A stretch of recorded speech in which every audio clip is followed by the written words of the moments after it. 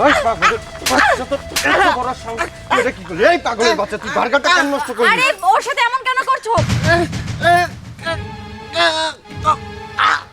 পাগলের বাচ্চা, এই তুই এসব কি বুঝাচ্ছিস? এই কি বললি তুই? এই ও আমার গার্লফ্রেন্ড, ওকে আমি ভালোবাসি, ওকে কেন আমি মারতে যাব?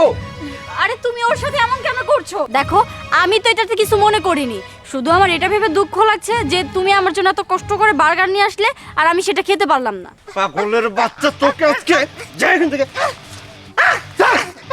পাগলের বাচ্চা। আচ্ছা শোনো না, তুমি আমার জন্য আরেকটা বার্গার নিয়ে আসো। আচ্ছা ঠিক আছে, তুমি একটু ওয়েট করো, আমি বার্গার নিয়ে আসছি। ঠিক আছে।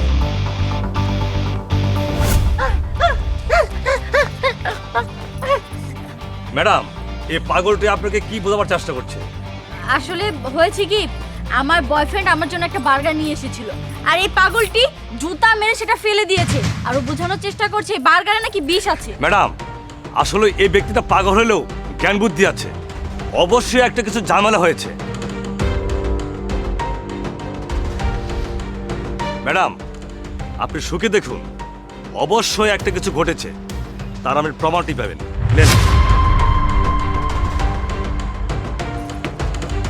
ম্যাডাম, আপনি এখন বুঝতে পেরেছেন এই বার্গারের মধ্যে আপনার বয়ফ্রেন্ড বিষ মিশিয়েছে কিনা? হ্যাঁ বুঝতে পেরেছি, আপনি আমার সাথে আসুন। কথায় আছে, বিশ্বাসে মেলায় বস্তু, তর্কে বহুদূর।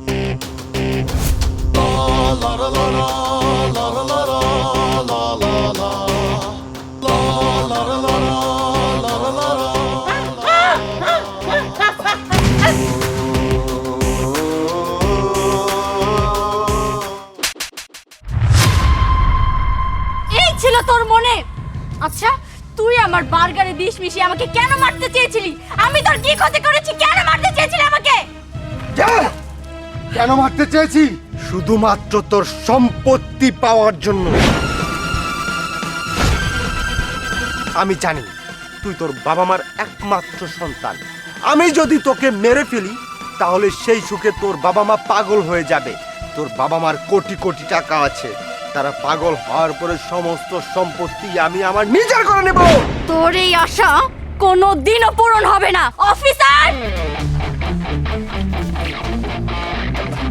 কিরে, তুই নিজেকে বিশ্বপ্রেমিক ভেবেছিস তাই না?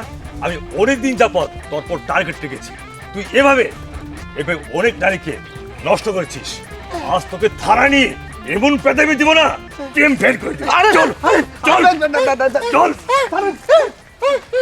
ভাই আপনাকে অনেক ধন্যবাদ, আজকে আপনি যদি না থাকতেন হয়তো আমি বেঁচে থাকতে পারতাম না।